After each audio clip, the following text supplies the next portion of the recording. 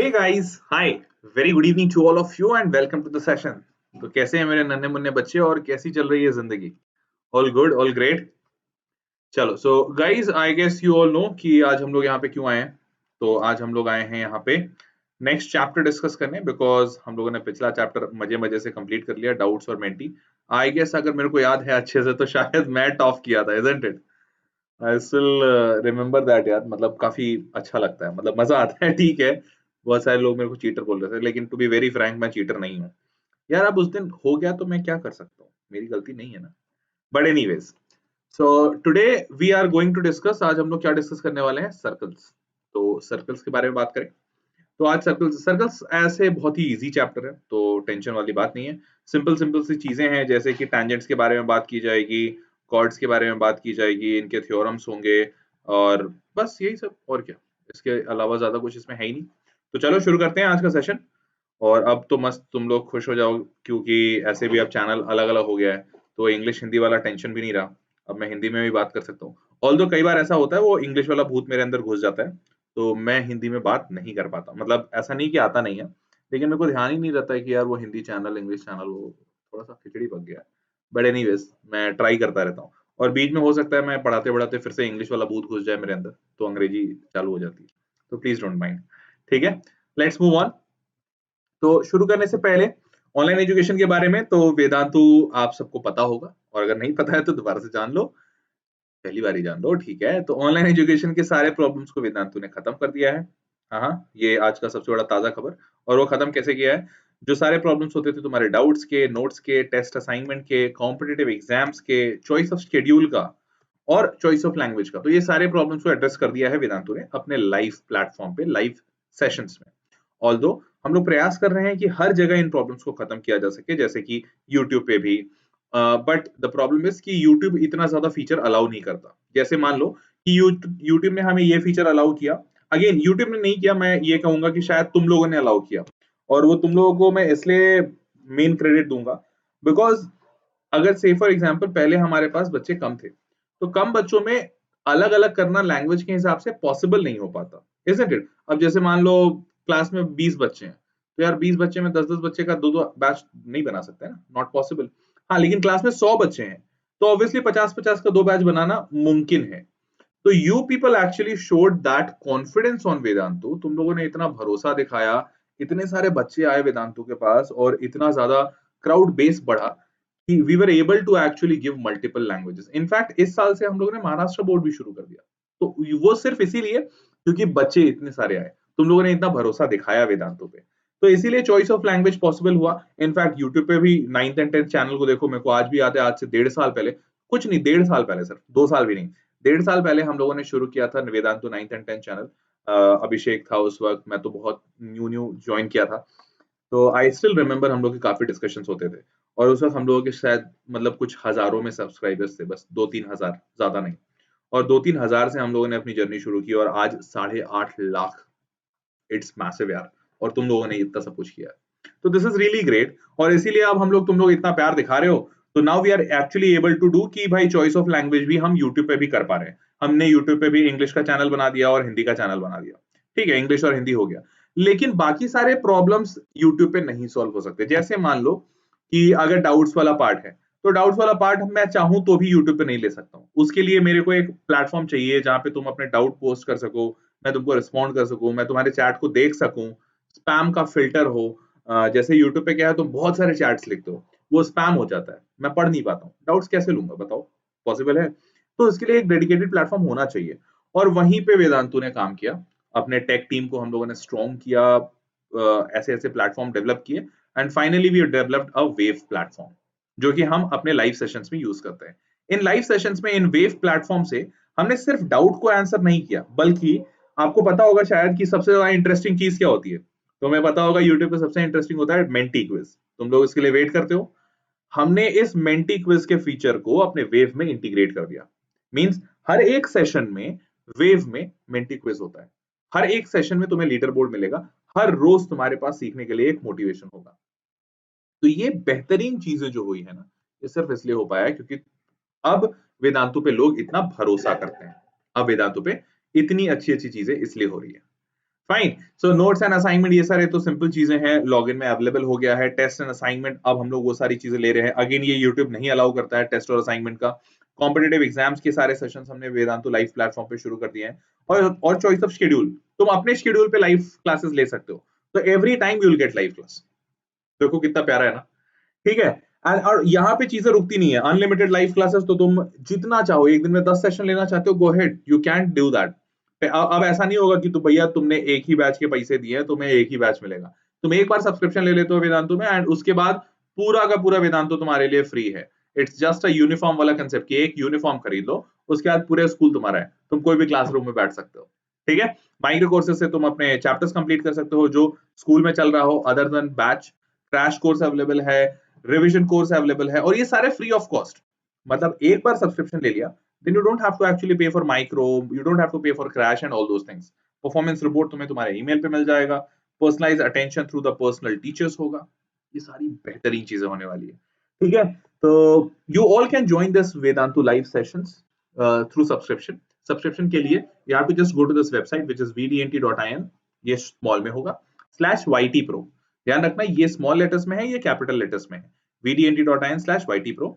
यहाँ पे जाने के बाद तुम अपना ग्रेड सेलेक्ट कर लेना कि कौन से ग्रेड में पढ़ते हो, कौन से ग्रेड का क्लास चाहिए, कितने टाइम के लिए क्लासेस चाहिए, 1 महीना, 3 महीना, 6 महीना, 12 महीना, सो ऑन। अगर तुम ट्राई करना चाहते हो तो 1 महीना का ले लो, कॉन्फिडेंट हो तो 6 महीना या 12 महीने का ले लो, लाइक दैट। दूसरा, ये सब करने के बाद कूपन कोड अप्लाई कर दोगे तो डिस्काउंट मिल जाएगा of 15%। So the coupon code, this is my personal coupon code HP Pro, तो आप इसको अप्लाई कर दोगे तो बल्ले बल्ले डिस्काउंट भी मिल जाएगा। ठीक है, फाइन।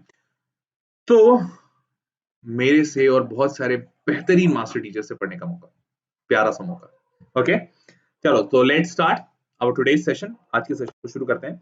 आज का सेशन है सर्कल्स के बारे में। अभी सर्कल के बारे में बात कर लूं तो सर्कल में चीजें बहुत सिंपल है। सर्कल हमने ऑलरेडी 9th में पढ़ रखा है, तो सर्कल तो क्या होता है, सर्कल होता है, गोल। अब इसमें बस टेंजेंट के बारे में थोड़ा बहुत जानना है, वो ये कि एक लाइन जो है वो किस किस टाइप से हो सकता है। तो या तो वो हो सकता है कि सर्कल के बाहर हो, जैसा यहाँ पे दिख रहा है, वो ऐसा हो, या PQ इस टाइप का हो, या फिर हो सकता है वो सर्कल को इंटरसेक्ट करे। दूसरा केस ये हो सकता है 2 पॉइंट पे इंटरसेक्ट कर दे, या फिर तीसरा केस हो सकता है वो सर्कल को सिर्फ टच करके निकल जाए। ठीक है, टच करके, इस केस को हम बोलते हैं टेंजेंट, इसको केस को हम बोलते हैं सीकेंट।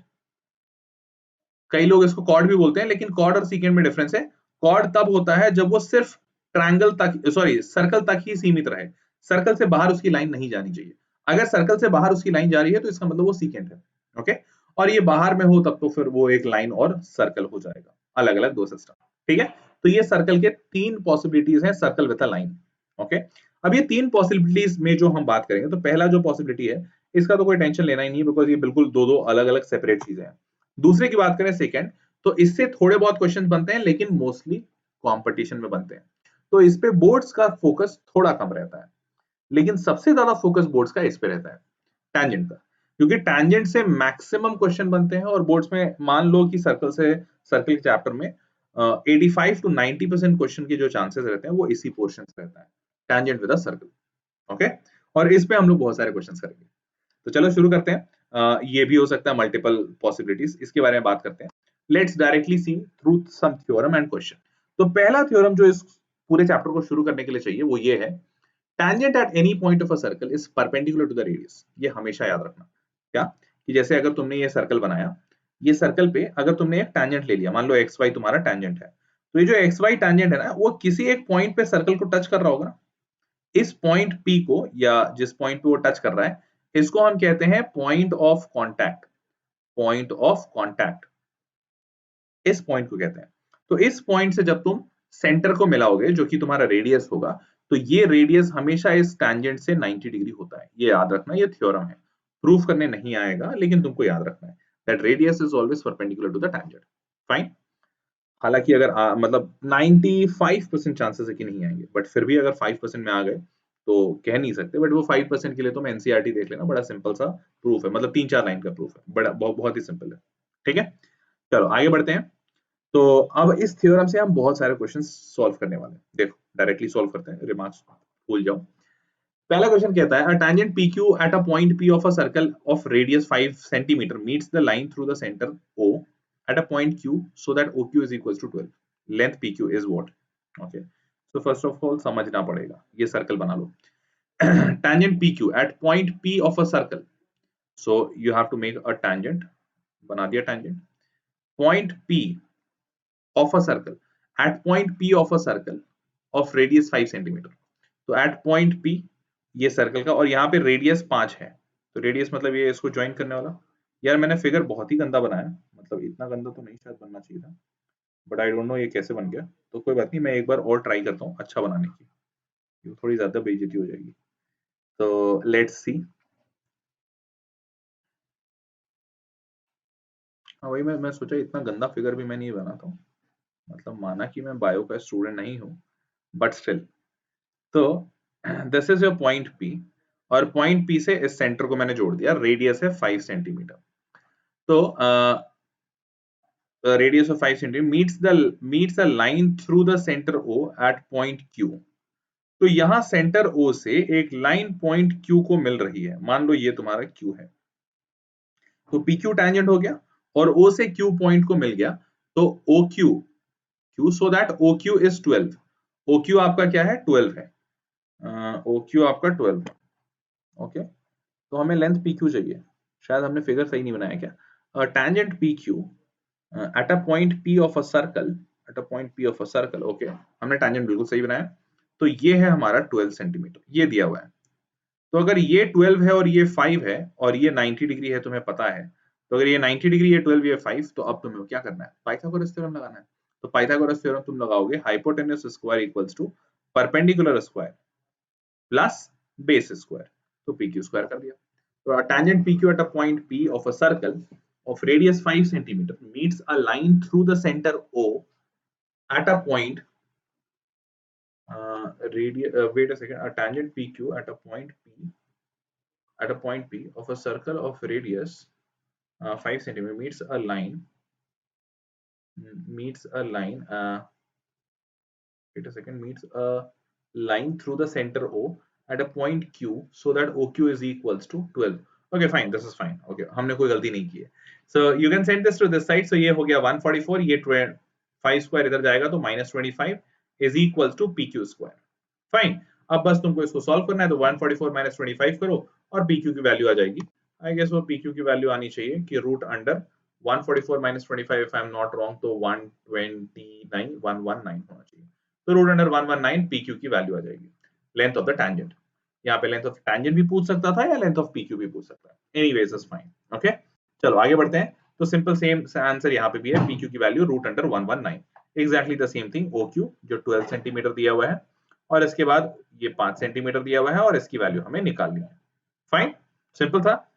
चलो नेक्स्ट क्वेश्चन देखते हैं। नेक्स्ट क्वेश्चन कहता है point P is at a distance of 29 centimetre from the centre of a circle of radius 20 centimetre. Okay, तो एक सर्कल है, क्वेश्चन ये कह रहा है कि आपके पास एक सेंटर है और इस सेंटर का रेडियस जो है वो 20 सेंटीमीटर का है, 20 सेंटीमीटर। ओके, अब क्वेश्चन कहता है कि radius 20 centimetre, find the length of the tangent drawn from point from P to the circle. तो P एक पॉइंट है जो कि 29 सेंटीमीटर पे है। तो आप ऐसा करते हैं यहां से एक टैंजेंट बना लिया। ये टैंजेंट पॉइंट P जो है, क्वेश्चन कुछ इस टाइप का कह रहा है। क्वेश्चन कह रहा है कि सेंटर से पॉइंट P 29 सेंटीमीटर है, मैंने बना दिया सेंटर से पॉइंट P 29 सेंटीमीटर। अब point P is at a distance 29 centimetre from the centre, बना दिया, ऑफ रेडियस 20 सेंटीमीटर। तो रेडियस भी हमने 20 सेंटीमीटर ले लिया, देखो ये रेडियस है, ठीक है। और मुझे पता है कि रेडियस क्या होगा, परपेंडिकुलर से टैंजेंट होगा, ये हम जानते हैं। तो क्वेश्चन यही कह रहा है कि अगर इस पॉइंट P से हम टैंजेंट बनाते हैं, अगर हम इस पॉइंट P से टैंजेंट बनाते हैं, let's say for example PQ, तो find the length of the tangent drawn from point P to the circle, मतलब PQ की लेंथ बताइए। तो सिंपल सा पाइथागोरस फिर से, 29 square is equals to 20 square plus PQ square, simple है कि नहीं। Hypotenuse square equals to perpendicular square plus base square, solve कर दो। तो PQ square is equals to 29 square minus 20 square, a square minus b square. तो अगर solve करोगे तो a minus b 9 into a plus b 49। तो PQ square equals to 9 into 49, तो बड़ा सिंपल है, सौखा सा, root under 9 into 49। So what you get? You get 3 into 7. So 3 into 7 is nothing but 21. Fine, ये आ गई PQ की वैल्यू, बल्ले बल्ले। ओके, चलो आगे बढ़े नेक्स्ट क्वेश्चन की तरफ। अगर समझ गया हो तो 21 सेंटीमीटर जो लेंथ आ गया, ये 20 सेंटीमीटर का रेडियस हो गया, ये 29 सेंटीमीटर का जो पॉइंट बी है और यहाँ से रेडियस लगा दिया। ठीक है, हाँ समझ आ रहा है कि नहीं आ रहा है कि मतलब मैं खुद ही ठीक है किए जा रहा हूँ। आई होप समझ आ रहा होगा। चलो let's move on. Here's the next question. अगला क्वेश्चन कहता है two concentric circles of radii 6.5 and 2.5 centimetre. Concentric का मतलब होता है सेम सेंटर, कॉन का मतलब होता है सेम, सेंट्रिक मतलब सेम सेंटर। तो एक सर्कल में ऐसा बना देता हूं और एक सर्कल में ऐसा बना देता हूं, तो दोनों सर्कल का सेंटर यहीं पे है। ठीक है, तो एक का जो रेडियस कहता है वो 2.5 है और दूसरे का 6.5। Find the length of the chord of the larger circle which touches the smaller circle. मतलब कि भैया एक लार्जर सर्कल से हमने एक ऐसा लाइन बनाया जो छोटे वाले सर्कल पे टैंजेंट है। टचेस का मतलब होता है टैंजेंट, क्योंकि टच का टैंजेंट ही टच करता है। तो टचेस द स्मॉलर सर्कल मतलब वो छोटे वाले सर्कल पे टैंजेंट है, और बड़े वाले सर्कल के लिए तो ये कॉर्ड हो गया। तो अगर इसको मैं सेंटर ओ मानूं तो यहां से अगर मैं परपेंडिकुलर ड्रॉप करूं या पॉइंट ऑफ कांटेक्ट को मैच करूं तो ये रेडियस होगा। Radius is perpendicular to the point of contact, radius है 2.5। अच्छी बात। और अगर यहां से मैं इसे ज्वाइन करूं तो आर यू अंडरस्टैंडिंग कि ये बड़े वाले सर्कल का रेडियस है। OA is the smaller circle and OB will be the larger circle, bigger circle। Bigger circle का रेडियस होगा मतलब। तो OB की वैल्यू भी यहाँ पे दी हुई है 6.5 सेंटीमीटर। ये वाली वैल्यू क्या दी हुई है 6.5 सेंटीमीटर। तो ये हो गया आपका 2.5 और ये नीचे हो गया ये वाला हाइपोटेन्यूज 6.5। अब करना क्या है, AB की वैल्यू बतानी है। तो देखो AB की वैल्यू निकालेंगे, सिंपल सा पाइथागोरस लगाओ। तो 6.5 का स्क्वायर इज इक्वल्स टू 2.5 का square plus AB square. Solve करना है तो AB square is equals to 6.5 का स्क्वायर माइनस 2.5 का square, a square minus b square लगाओ। तो a माइनस बी 6 माइनस 2.5 4 और a प्लस बी 6 2 8 और 1 9, 4 इंटू 9। तो ए बी स्क्वायर 4 इंटू 9 है तो ए बी की वैल्यू हो जाएगी रूट अंडर 4 इंटू 9, मतलब वैल्यू आनी है 6। ये तो आ गया A B. Now the thing is this कि हमसे पूछा गया है find the length of the chord. तो दूसरे वाले पार्ट का वैल्यू क्या होगा। से फॉर एग्जांपल अगर मैं इसको सी मानता हूं तो मुद्दे की बात तो यह है कि भैया AC और AB इक्वल होने वाले हैं। तो अगर तुम्हें ये पता है तब तो बहुत अच्छी बात। अगर नहीं पता है, हालांकि पता होना चाहिए कि perpendicular from the centre always bisects the chord. क्या बोला मैंने, perpendicular from the centre always bisects the chord. अगर पता है तो बहुत अच्छी बात, नहीं पता है तो प्रूव कर सकते हो, इजी है। अगर आपका ए बी निकला जैसे 6 निकला तो ये भी 6 होगा, तो भैया आंसर तो मैंने पहले ही बता दिया BC 12 आना चाहिए। ठीक है, chord of the circle, chord of the find the length, तो लेंथ होगा कॉर्ड वो होगा 12 सेंटीमीटर। ठीक है, अब अगर नहीं पता है तो वो समझ लो कैसे होगा। भैया एक सर्कल बनाओ, ये बन गया कॉर्ड, और इस पे परपेंडिकुलर डालो और तुम्हें प्रूफ करना है कि परपेंडिकुलर इसको बाइसेक्ट करेगा, यही ना। तो यहाँ से इसको ज्वाइन कर दो, यहाँ से इसको ज्वाइन कर दो, ये दोनों रेडियस रेडियस इक्वल होंगे, ये राइट एंगल इक्वल होंगे। और देखो ये साइड, ये जो बीच वाला साइड है ये कॉमन साइड है ना, तो राइट एंगल हाइपोटेन्यूस और एक side, don't you think RHS congruency criteria से दोनों ट्रायंगल कॉन्ग्रुएंट हो गए। राइट एंगल इक्वल है, हाइपोटेन्यूस इक्वल है और ये साइड कॉमन है, तो RHS से दोनों कॉन्ग्रुएंट हो गए। जैसे ही कॉन्ग्रुएंट हो गए तुम लिख सकते हो CPCD से दोनों कॉर्ड इक्वल हो जाए, मतलब दोनों पार्ट इक्वल हो जाएगा, मतलब कॉर्ड बाइसेक्ट हो रहा है। सिंपल सा प्रूफ था। ठीक है, अगर सिंपल सा प्रूफ समझ में आ गया हो तो आगे बढ़ते हैं। AB की वैल्यू 6 थी, लेंथ ऑफ कॉर्ड जो हमें निकालना था वो हमने निकाल लिया, BC इक्वल्स टू 12। सॉल्यूशन देख लो, AC की वैल्यू 6 और लेंथ ऑफ कॉर्ड 12। ठीक है, लेट्स मूव ऑन अगले क्वेश्चन की तरफ। इन the given figure a circle inscribed in a triangle ABC touches the sides AB, BC and AC at points D, E and F respectively। अच्छी बात है, तो touch हो रहा है। तो यार देखो पता है, अच्छा ठीक है पहले क्वेश्चन पढ़ लेते हैं। क्वेश्चन कहता है if AB is 12, BC is 8 and AC is 10। अगर AB की वैल्यू है 12, BC की वैल्यू है 8 और AC की वैल्यू है 10, अगर ऐसा कुछ सिचुएशन चल रहा है तो इस सिचुएशन में find the length of AD, BE and CF, ऐसा क्वेश्चन कहता है। तो यार इसके लिए क्या है ना, एक थ्योरम है जो मैं यहीं पे बता देता हूँ लगे हाथ, क्योंकि मेरा उद्देश्य भी यही था कि क्वेश्चन के साथ साथ मैं थ्योरम बता दूंगा। तो जो थ्योरम है वो ये कहता है कि tangent from an external point to the circle is always of equal length. क्या बोला मैंने दोबारा से कि अगर आप एक बाहरी पॉइंट से एक्सटर्नल पॉइंट से टैंजेंट बना रहे हो एक सर्कल पे, हमेशा याद रखना है एक बाहर वाले एक्सटर्नल पॉइंट से एक सर्कल पे एक टाइम पे दो टैंजेंट बनाए जा सकते हैं बड़े आराम से। ठीक है, तो ये हमने दो टैंजेंट बना लिए। अब लेट्स सपोज पॉइंट P मानता हूं इसको, ये पॉइंट A है, this is point B, point of contact. तो सेंटर से अगर मैं इसको जोड़ दूं तो ये 90 डिग्री होगा POA, और अगर इसे भी जोड़ दूं तो ये भी 90 डिग्री होगा POB, और इसको ज्वाइन कर दो O से P, कर दिया। अब ये जो दो ट्रायंगल होंगे ये हो जाएगा कॉन्ग्रुएंट। कैसे होगा वो समझ लो यार, बड़े सिंपल चीज है, बड़ी सिंपल चीज है। वो ये है कि भैया ये तो राइट एंगल है, ये भी राइट एंगल है, इक्वल है। और ध्यान दो राइट एंगल के अपोजिट वाला साइड ये जो है ये हाइपोटेन्यूस हाइपोटेन्यूस दोनों के लिए कॉमन साइड होगा, इजंट इट? तो इक्वल है। और साइड तो ये तो रेडियस है ना, ये रेडियस है और ये रेडियस है, इसका मतलब ये साइड इक्वल्स टू ये साइड। तो RHS और RHS से दोनों ट्रायंगल कॉन्ग्रुएंट हो गए। तो जैसे ही दोनों ट्रायंगल कॉन्ग्रुएंट हुए RHS से, इसका मतलब तुम कह सकते हो कि चूंकि दोनों ट्रायंगल कॉन्ग्रुएंट है तो CPCT से कोई बुराई नहीं है ये कहने में PA इक्वल्स टू PB। तो यहां से ये एक थ्योरम बन जाता है that tangents from an external point to a circle are always of equal length. Tangents from an external point to a circle are of always equal length. यहां तक की बात समझ गए? इजी था? अगर ये इजी था तो अब यहां पे आओ, अब ध्यान से देखो, ये जो पॉइंट A है ना, ये भी एक एक्सटर्नल पॉइंट है इस सर्कल के लिए, और इस A पॉइंट से AD और AF दो टाइप के टेंजेंट्स डाले गए। AD और AF दो टाइप के टेंजेंट्स डाले गए। सिमिलरली B जो पॉइंट है वो भी तुम्हारा एक एक्सटर्नल पॉइंट है। अगर तुम ध्यान से देखोगे तो जो तुम्हारा पॉइंट B है ये भी एक एक्सटर्नल पॉइंट है ना? तो यहां से भी दो टैंजेंट डाले गए हैं। और अगर तुम ध्यान से देखोगे C, तो C भी तुम्हारा एक एक्सटर्नल पॉइंट है, यहां से भी CE और CF दो टैंजेंट्स डाले गए हैं। तो ये सारे इक्वल होने वाले हैं।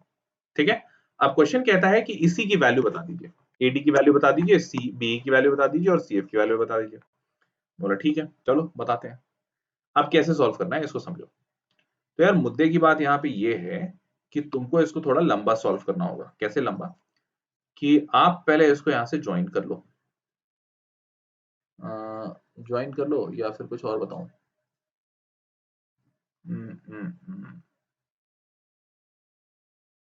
चलो ठीक है, वही बताते हैं, या चलो इजी तरीका बताते हैं। चलो ठीक है, इजी बताता हूँ, कुछ ट्रिक लगाता हूँ। क्योंकि ऐसे तो एक लंबा तरीका है जो बुक्स में दिया रहता है, बट वो लंबा तरीका लगाने में ज्यादा मजा नहीं आएगा। मतलब लंबा तरीका बुक का भी है, तुम भी पढ़ सकते हो उसको, थोड़ा कॉम्प्लिकेटेड भी है। चलो सॉल्व करते हैं। तो अज्यूम कर लो AD की वैल्यू x है, अज्यूम कर लो कि AD की वैल्यू x है, और AB तुम्हारा पूरा 12 दे रखा है इन लोगों ने, क्वेश्चन में 12 दे रखा है, इसको देखो 12। तो अगर ये x है और ये पूरा 12 है तो बचा हुआ कितना होना चाहिए? 12 माइनस एक्स। बुरा तो नहीं मानोगे? ठीक है, और दिया हुआ क्या क्या है? ये 8 दिया हुआ है, ये 10 दिया हुआ है, BC 8 है और AC 10। तो ये 8 दे रखा है इन लोगों ने और इसको 10 दे रखा है इन लोगों ने। अच्छी बात है। अब ध्यान से देखो, अगर ये 12 माइनस एक्स है BD, तो समझ पा रहे होगे कि BE भी 12 माइनस एक्स होना चाहिए, isn't it? बिकॉज दोनों एक्सटर्नल पॉइंट से टैंजेंट है तो दोनों इक्वल होने चाहिए बिल्कुल। अब अगर ये 12 माइनस एक्स हो गया है और पूरे को 8 होना है, तो ये जो बचा हुआ पोर्शन है, डोंट यू थिंक कि ये वाला जो पोर्शन है EC, ये EC पोर्शन होगा 8, जो 8 टोटल है, इसमें से माइनस ये वाला पोर्शन 12 माइनस एक्स। तो 12 माइनस एक्स करो, तो यहाँ पे सॉल्व करोगे तो 8 माइनस 12 आएगा, 8 माइनस 12 माइनस 4, और minus into minus plus, minus into minus plus, so plus x. तो फाइनल वैल्यू क्या आई? x minus 4। फाइनल वैल्यू क्या आई? x minus 4। ये EC की वैल्यू आ गई। अब EC की वैल्यू अगर x माइनस 4 है तो तुम समझ रहे होगे कि EC के साथ साथ CF को भी x माइनस 4 होना होता है, तो ये भी x माइनस 4 हो गया। ठीक है, जैसे ही CF x माइनस 4 हुआ, ध्यान से देखो, अब तुम इसको फाइंड आउट नहीं करो, तुमको पहले से पता होना चाहिए कि अगर तुमने AD को x माना है तो AF भी क्या होना चाहिए? AF should also be x ना। कॉमन सेंस ये कहता है कि भैया AF को भी x होना चाहिए। तो अगर AF को भी x होना चाहिए, तो अब ध्यान से देखो कि AF और CF अगर तुम इन दोनों को ऐड करते हो तो किसके इक्वल आना चाहिए? किसके इक्वल आना चाहिए? जो गिवन है ना 10। तो इसका मतलब तुम ऐड कर दो x plus x minus 4। x plus x minus 4 को ऐड करो, ये 10 के इक्वल आना चाहिए। तो जैसे ही तुमने इसको इक्वल किया, इक्वेशन बनाया, यहाँ से ये वैल्यू आ जाएगा। x plus x 2x, minus 4 को इधर भेजा तो प्लस 4 14, तो 2x की वैल्यू अगर 14 है तो x की वैल्यू आ गई 7। x जैसे ही तुम्हारा 7 आया, ये 12 माइनस 7 5 आ जाएगा, ये जैसे ही 5 आया तो ये 3 आ जाएगा, 7 माइनस 4 3, मतलब 12 5 3। देखो सॉल्व कर लेते हैं। इन लोगों ने एक्स वाई जेड माना है, हम एक्स वाई जेड नहीं मानना चाहते हैं। आंसर तो हमारा भी वही आया, एडी की वैल्यू 7, जो एक्स हमने माना था। 7 आया, 5 आया, 3 आया, यही तो हमारे भी आया।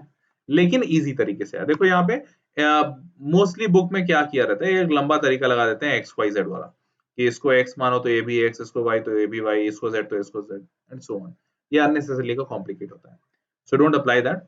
ये वाला तरीका लगा लेना, इजी पड़ेगा। ठीक है, तो लेट्स मूव ऑन, अगर समझ आ गया हो तो। अगले क्वेश्चन की तरफ, ये रहा। प्यारा क्वेश्चन है, आराम से पढ़ लो, पहले समझ लो, 2 मिनट ले लो, कोई दिक्कत नहीं मेरे को, लेकिन सॉल्व करेंगे मजे से। क्वेश्चन कहता है, in the given figure the chord A B of the larger circle of the two concentric circles with centre O touches the smaller circle at C, prove that AC equals to CB। हाय राम, ये तो खराब question निकल गया, sorry यार। Figure देख के मैंने सोचा था अच्छा होगा, मतलब मेरे को कुछ और ध्यान आ रहा था। ये तो हमने अभी अभी सॉल्व किया यार, थोड़ी देर पहले, पीछे क्वेश्चन में मैंने ऐसी बातों बातों में सॉल्व करा दिया था तुम्हें। सिंपल सी चीजें हैं कि पूछा ये जा रहा है कि थोड़ा सा वो डिफरेंट था, वहां पे हमने इसको ऑलरेडी परपेंडिकुलर माना था, यहाँ पे नहीं माना गया है। तो लेकिन वो पता चल जाए, मतलब वो हो जाएगा प्रूफ, क्यों? क्योंकि यहाँ पे इन लोगों ने दे रखा है टचेस, टचेस का मतलब होता है टैंजेंट, इजंट इट? हमें AC equals to CB proof करना है। तो अगर आप यहाँ से एक परपेंडिकुलर ड्रॉ करते हो, इस पे ड्रॉप करते हो एक परपेंडिकुलर, तो ये जो परपेंडिकुलर ड्रॉप होगा वो इसको बाइसेक्ट करेगा, ये प्रूफ करना है। यार एक लाइन में हो जाना है, एक लाइन में देखो, इससे O से A को जोड़ दो और O से B को जोड़ दो। बताने की जरूरत नहीं होनी चाहिए कि ये दोनों रेडियस है, बड़े बड़े सर्कल के OA और OB क्या है, रेडियस है ना। तो इसका पॉइंट तो लिख ही सकते हो, इज इक्वल्स टू रेडियस। दूसरा क्या लिख सकते हो, एंगल C इक्वल है, दोनों का दोनों एंगल क्या दिख रहा है, 90 डिग्री। तो राइट एंगल भी हो गया, हाइपोटेन्यूज भी हो गया, ये दोनों हाइपोटेन्यूज भी इक्वल हो गया, राइट एंगल भी। और उसके बाद नहीं लिख सकते क्या, OC equals to OC, common side है। तो भैया तुमने क्या किया, तुमने ये किया कि हाइपोटेन्यूज को इक्वल प्रूफ कर, मतलब ऑलरेडी है ही रेडियस के कारण से, राइट एंगल इक्वल प्रूफ कर ही दिया तुमने, वो भी ये दिख ही रहा है, और OC इक्वल्स टू OC तो कॉमन ही है, तो ये साइड भी इक्वल है। तो RHS से दोनों ट्रायंगल हो गए कॉन्ग्रुएंट। जैसे ही दोनों ट्रायंगल कॉन्ग्रुएंट हुए तो OAC is equals to OBC। तो triangle OAC is congruent to triangle OBC। जैसे ही दोनों ट्रायंगल कॉन्ग्रुएंट हुआ, this implies you can write AC equals to BC, CPCT, CPCT। और ध्यान रखना, ये तुमने कैसे लिखा है, RHS कॉन्ग्रुएंसी क्राइटेरिया से। इजी नहीं था, बच्चों का खेल था यार, हलवा क्वेश्चन। ओके फाइन, अगर यहाँ तक की बातें समझ में आ गई हो तो लेट्स मूव ऑन। और देखो यहाँ पे तो सेम चीजें यहाँ पे भी वही की गई है, मतलब लंबा लंबा इन लोगों ने लिख दिया है, but does not matter, answer तो वही सेम चीज है, AC equals to CB, proved, hence proved CPCT। ठीक है, चलो अगर यहाँ तक समझ गए हो तो आगे बढ़ते हैं, और आगे ओके सॉरी, आज क्वेश्चन लगता है कम ही थे, 5 ही क्वेश्चन थे, बट कोई ना, अगले सेशन में आते हैं, और अगले सेशन में और भी बातें करेंगे, और भी सेशंस लेंगे। फाइन। और दूसरी बात मैं बताना चाहूंगा, मंडे और ट्यूसडे को मेरे सेशंस शायद नहीं होंगे, एक आध दो जो होंगे, मतलब बेसिकली बिकॉज मैं थोड़ा लीव पे हूँ, कुछ इंपॉर्टेंट चीज आ गई है, बट मंडे ट्यूसडे नहीं होगा, वेडनेसडे से फिर लाइव सेशन कंटिन्यू करेंगे। ठीक है, तो चलो इसके साथ vdnt.in/YT Pro का मतलब तुम जानते हो। जिन बच्चों को मुझसे और बाकी सारे बेहतरीन मास्टर टीचर्स के साथ लाइव जुड़ना है और लाइव पढ़ना है वेदांतु के लाइव सेशंस में, तो you can actually go to this website, और यहाँ पे आप जैसे ही लिखोगे vdnt.in/YT Pro, आप एक वेबसाइट पे जाओगे जहाँ पे आपको सारी चीजें बताई जाएंगी, कि कौन सा कोर्स है, क्या है, उसमें क्या फायदे हैं, क्या नुकसान है, सब कुछ। आपको वहां पे बस अपना ग्रेड सेलेक्ट करना है, आपको टाइम पीरियड सेलेक्ट करना है, कितने टाइम का सब्सक्रिप्शन लेना चाहते हो, एक महीना, 3 महीना, 6 महीना, 12 महीना, सब सब सेलेक्ट कर लो। सेलेक्ट करने के बाद आपको अगर डिस्काउंट चाहिए तो HP Pro कूपन कोड लगा देना, इससे 15% का डिस्काउंट मिल जाएगा, HPPRO। Okay, HPPRO। ध्यान रखना, ये जो vdnt.in है, ये स्मॉल लेटर्स में है और ये कैपिटल लेटर्स में है। जैसे ही इस पे क्लिक करोगे ऐसा कुछ पेज दिखेगा, जहाँ पे तुमको अपना ग्रेड सेलेक्ट करना होगा, ग्रेड सेलेक्ट करो। जैसे ही इसको सेलेक्ट करोगे टारगेट सेलेक्ट करना होगा, सीबीएसई, आईसीएसई, महाराष्ट्र बोर्ड कौन सा है। जैसे ही क्लिक किया ऐसा कोई पेज खुलेगा तुम्हारे पास। इस पेज में तुम्हें क्लिक करना है गेट सब्सक्रिप्शन पे। जैसे ही गेट सब्सक्रिप्शन पे क्लिक किया, ये दिखना शुरू हो जाएगा, 1 महीना, 3 महीना, 6 महीना एंड सो ऑन।